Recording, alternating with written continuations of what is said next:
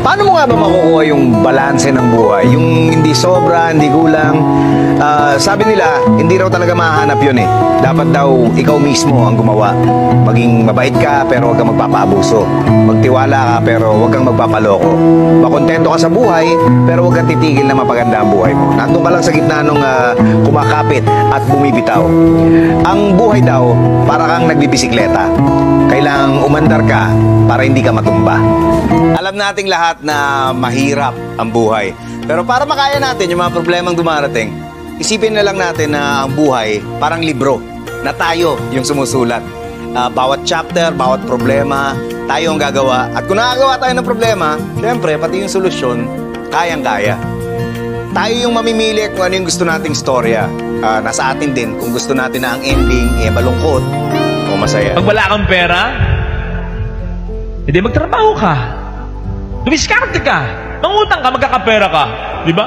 Kaya nga sabi natin, pera lang yan. Huwag mo alalahanin yan. Kinikita yan. In other words, pera, madali lang. Money, paper only. Easy.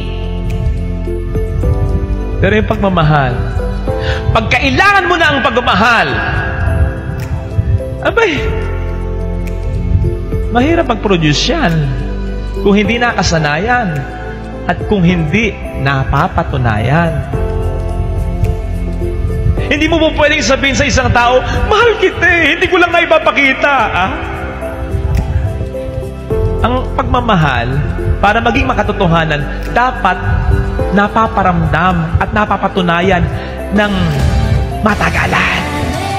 Konting sikap pa, kung ano man yung buhay na pangarap mo, basta lagi lang diretso yung pananaw mo at huwag ka magpapa-apekto sa sasabihin ng mga nasa paligid mo. Kasi kahit anong gawin mo, meron at merong masasabi. Bumaba ka sa buhay, sasabihin nila naging pabaya ka. Umangat ka sa buhay, sasabihin nila naging mayabang ka. Walang lusot, meron at merong masasabi ang mga tao sa atin. Kaya kung ano yung gusto nating gawin, hanggat alam natin hindi masama yun, gawin natin ang gawin. Alam nyo, ang mga tao, walang pakialam yan sa proseso kung paano nyo ginawa, paano nyo tinrabaho.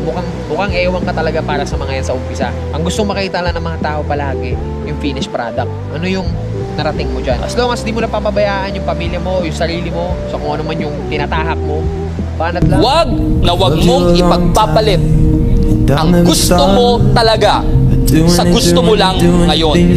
Huwag mong ipagpapalit ang joy mo, huwag mong ipagpapalit ang peace mo, huwag mong ipagpapalit ang love mo.